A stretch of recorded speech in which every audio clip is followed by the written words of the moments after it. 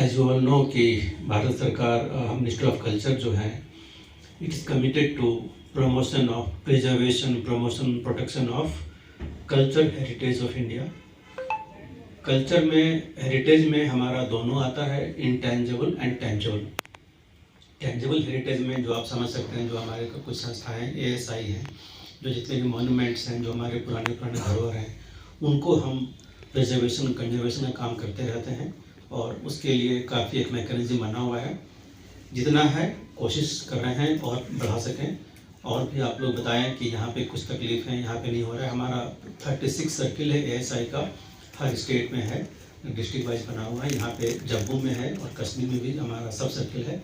तो आप बताएं कि ये चीज़ें हमारी धरोहर हैं, जो पुराने मॉन्यूमेंट्स हैं, ये बिखर रही हैं, ख़राब हो रही हैं, तो उसको भी ठीक करेंगे। उसके साथ साथ हमारे साथ जो टेंजिबल पार्ट में म्यूजियम्स आते हैं, जो भारत सरकार के तहत म्यूजियम्स हैं, जो लाइब्रेरीज आते हैं, जो कल्चर ख़त्म हो रहा है धीरे धीरे, सब लोग आ चुके हैं डिजिटल लाइब्रेरी पे, उसको भी हम रिवाइव कर रहे हैं।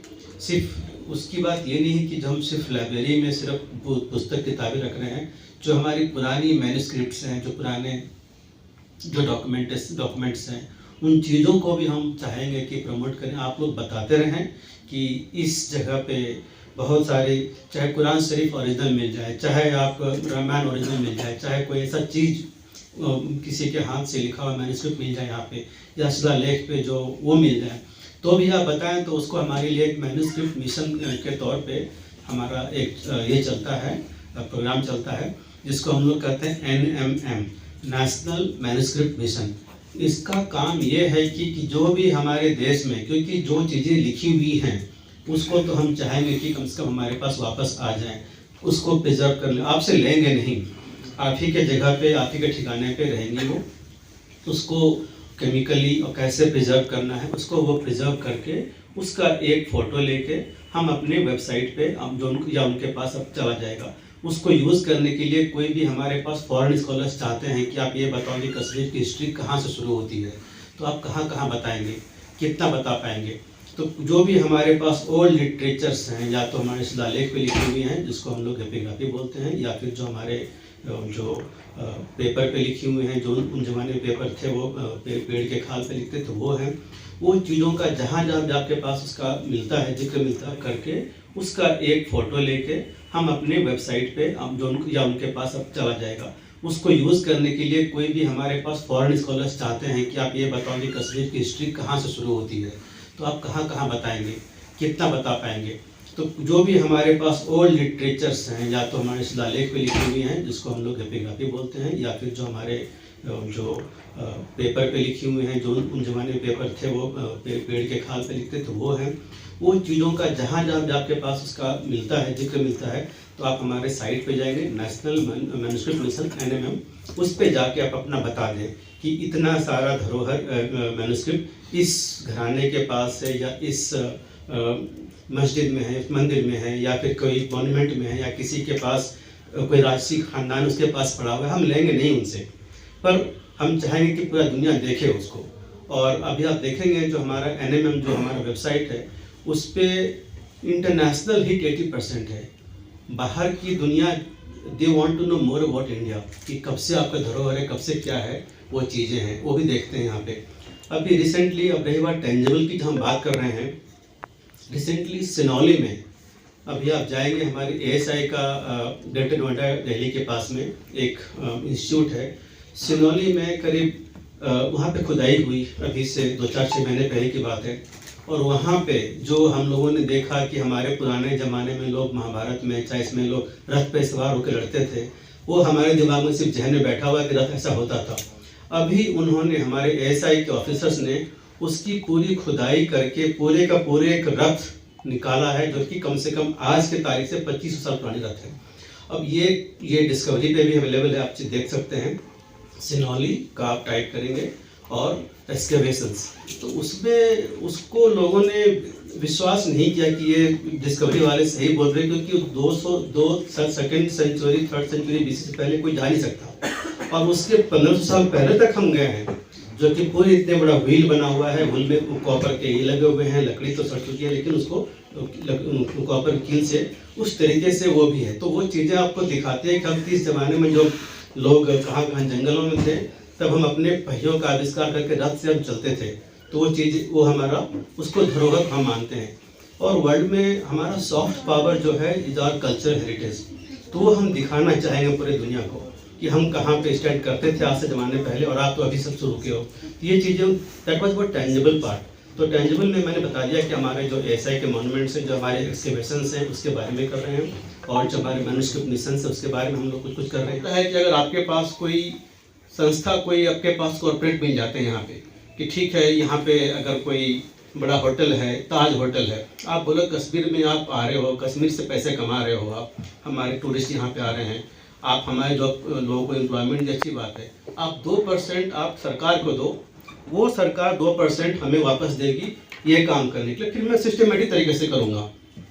पिछले बार वो आए थे JNK एकेडमी के, कौन थे वो, साहिल, शकील साहब थे।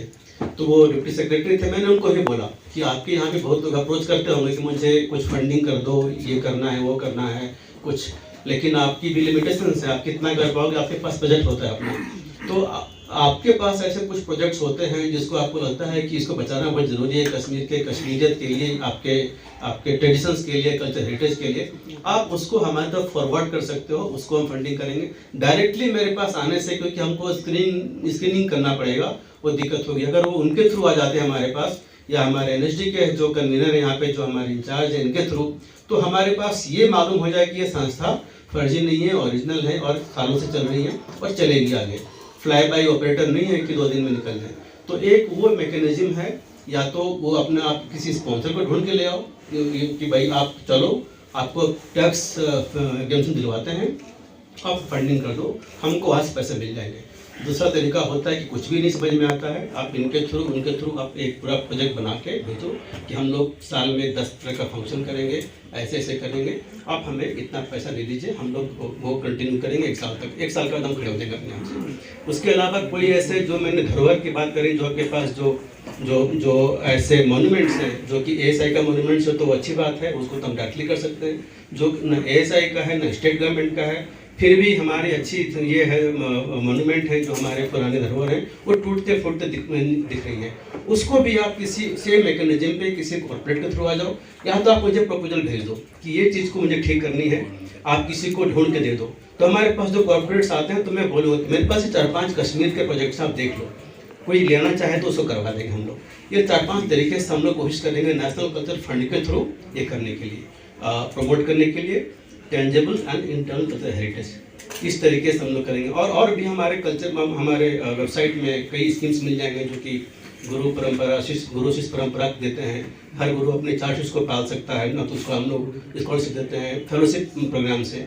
वो सब आप देखें, वहाँ पे जितना बन पड़ता है, मिनिस्ट्री ऑफ कल्चर आप लोग के साथ में है, भारत सरकार आपके साथ में है, और हम लोग करेंगे। Thank you. आज का ये जो प्रोग्राम है यहाँ पे, इसमें director NSD professor Ramesh Chandra गौहल जी भी आने वाले थे, लेकिन वो अब्रॉड चले गए, उनका पहले से था ही प्रोग्राम था, वरना वो भी यहाँ पे आज शामिल होते। हम लोग का प्रोग्राम है अभी, ये टाई पिछले अक्टूबर 2002 में इसका यहाँ पे ओपनिंग हुआ।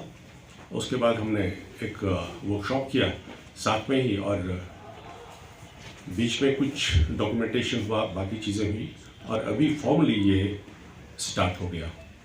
और आज पहली बार, अभी आपने देखा होगा, 3 दिवस फेस्टिवल यहाँ पे हुआ, बरंगम, जो इंटरनेशनल फेस्टिवल माना जाता है।